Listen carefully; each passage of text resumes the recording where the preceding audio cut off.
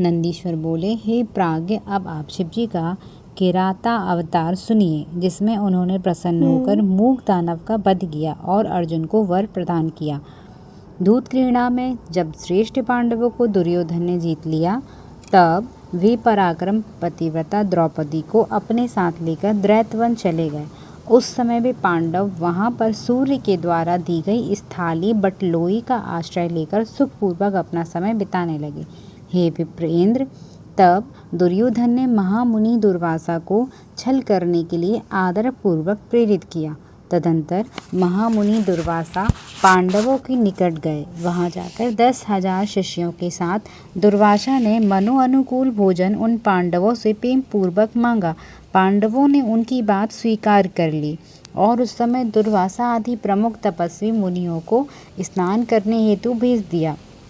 हे मुनीश्वर, उस समय अन्न के अभाव से दुखी होकर उन सभी पांडवों ने प्राण त्यागने का मन का निश्चय किया। तब द्रौपदी ने शीघ्र ही श्री कृष्ण का स्मरण किया। वे उसी समय पधारे, शाक का भोग लगाकर उन सभी को तृप्त किया। तब शिष्यों को तृप्त जानकर दुर्वासा वहां से चले गए। इस प्रकार श्री कृष्ण जी की कृपा से पांडव उस समय दुख से निवृत्त हो गए। इसके बाद उन पांडवों ने श्री कृष्ण से पूछा, हे प्रभु, आगे क्या होगा? यह दुर्योधन महान बैरी उत्पन्न हुआ है, अब आप बताइए कि क्या करना चाहिए। नंदीश्वर बोले, हे मुने, उन पांडवों के द्वारा इस प्रकार पूछे जाने पर श्री कृष्ण जी ने शिव जी के चरण कमलों का स्मरण करके पांडवों से यह कहा। श्री कृष्ण बोले, हे श्रेष्ठ पांडवों, शिवोपासना से युक्त मेरे वृतांत को सुनिए। सुनकर विशेष रूप से शिवोपासना रूप कर्तव्य का अनुपालन कीजिए। पूर्व में मैंने अपने शत्रुओं पर विजय प्राप्त करने की इच्छा से द्वारका में जाकर महात्मा उपमन्यु के उपदेशों का विचार करके बटुक नामक श्रेष्ठ पर्वत पर 7 मास पर्यंत शिव जी की आराधना की।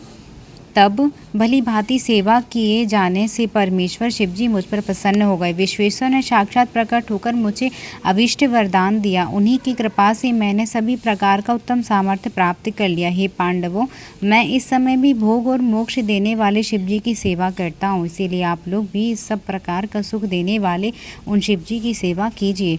नंदीश्वर बोले, इस प्रकार कहकर पांडवों को आश्वासन देकर श्री कृष्ण जी अंतर्धान हो गए और शिव जी के चरण कमल का स्मरण करते हुए शीघ्र ही द्वारका चले गए। इधर उत्साह युक्त पांडवों ने उस दुर्योधन के गुणों की परीक्षा के लिए एक भील को भेजा।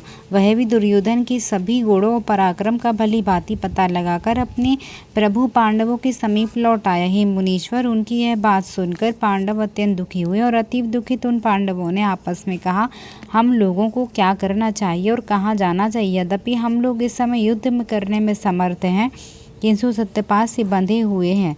नंदीश्वर बोले, इसी समय मस्तक में भस्म लगाए, रुद्राक्ष की माला धारण किए, सिर पर जटाजूट से सुशोभित, शिव प्रेम में निमग्न तेजो राशि साक्षात दूसरे धर्म के समान श्री व्यास जी पंचाक्षर मंत्र का जप करते हुए वहां आए। तब उन्हें देखकर वे पांडव प्रसन्न होकर उठकर उसके आगे खड़े हो गए। कुशा से युक्त मृग जर्म का आसन देकर उस पर बैठे हुए व्यास जी को हर्षित होकर पूजन किया। अनेक प्रकार से उनकी स्तुति की और कहा कि हम धन्य हो गए। हमने जो कठिन तप किया, अनेक प्रकार के दान दिए, वह सब सफल हो गया। हे प्रभु, हम सब आपके दर्शन से तृप्त हो गए। हे पितामह, आपके दर्शन से दुख दूर हो गया। क्रूर कर्म वाले इन दुष्टों ने हम लोगों को बड़ा दुख दिया है। आप जैसे श्रीमानों का दर्शन हो जाने पर जो दुख कभी ना गया, वह अब चला ही गया। ऐसा हम लोगों का विचार पूर्वक निश्चय है। सब कुछ करने में समर्थ आप जैसे महात्माओं के आश्रम में पधारने पर भी यदि दुख दूर ना हुआ तो इसमें दैवी कारण है। बड़े लोगों का स्वभाव कल्प वृक्ष के समान माना गया है। उनके आने पर दुख का कारणभूत दारिद्र्य निश्चित रूप से चला जाता है। हे प्रभु, महापुरुषों के गुणों का कथन करने से, उनका नाम संकीर्तन करने से अथवा उनका आश्रय लेने से व्यक्ति महत्ता या उपेक्षा करने से लघुता को प्राप्त करता है। इसमें कोई विचार नहीं करना चाहिए। अथवा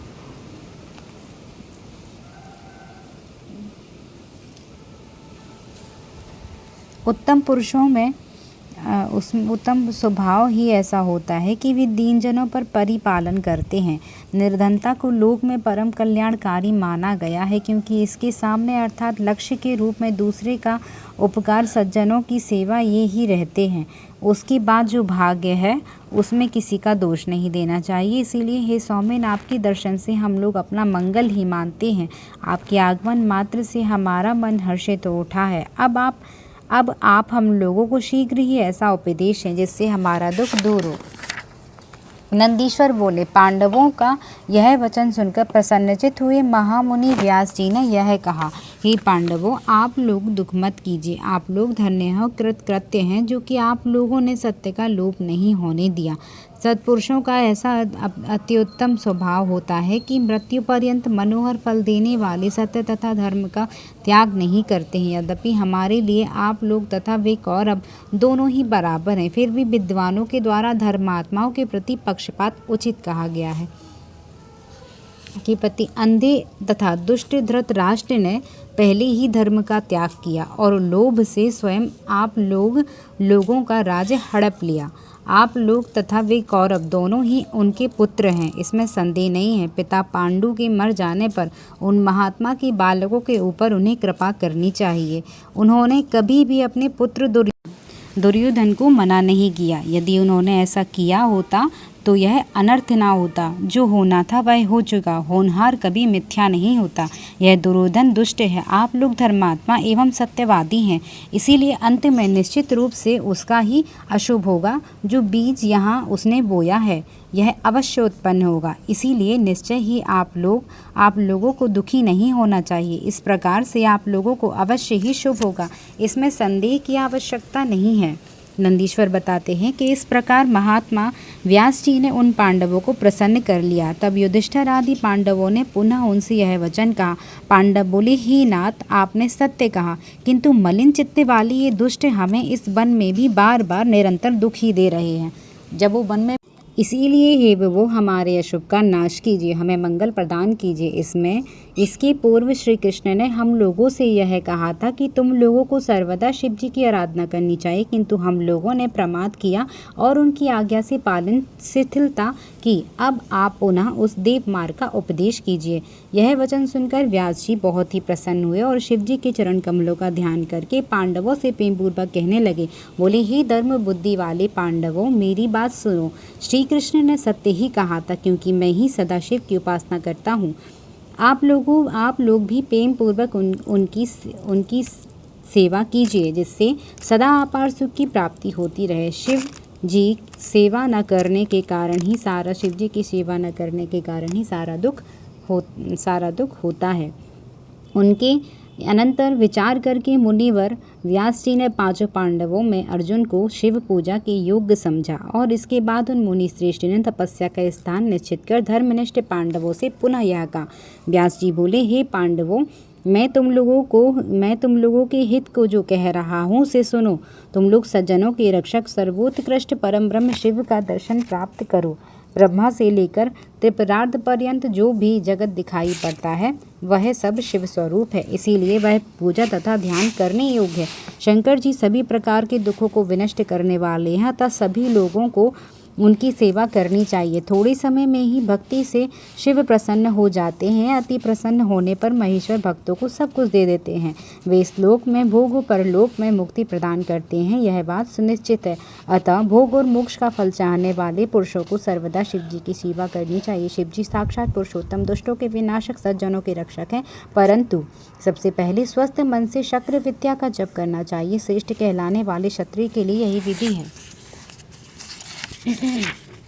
अतः दृढ़चित्त होकर अर्जुन को सर्वप्रथम शक्र विद्या का जप करना चाहिए। इंद्र पहली परीक्षा करेंगे, उसके बाद संतुष्ट होंगे। संतुष्ट हो जाने पर इंद्र सर्वदा विघ्नों का विनाश करेंगे, शिव जी का उत्तम मंत्र प्रदान करेंगे। इस व्यास जी ने इस प्रकार कहकर अर्जुन को अपने पास बुलाकर उन्हें इंद्र विद्या का उपदेश किया। तीक्ष्ण बुद्धि वाले अर्जुन ने भी स्नान कर पूर्वाभिमुख होकर उसे ग्रहण कर लिया। उस समय उदार बुद्धि वाले मुनिवर व्यास जी ने अर्जुन को पार्थिव पूजन के विधान का भी उपदेश किया और उससे कहा, अर्थ, आप इसी समय शीघ्र ही यहाँ से अत्यंत शोभा संपन्न इंद्रकील पर्वत पर जाइए और वहाँ गंगा के तट पर स्थित होकर भली भांति तपस्या कीजिए। यह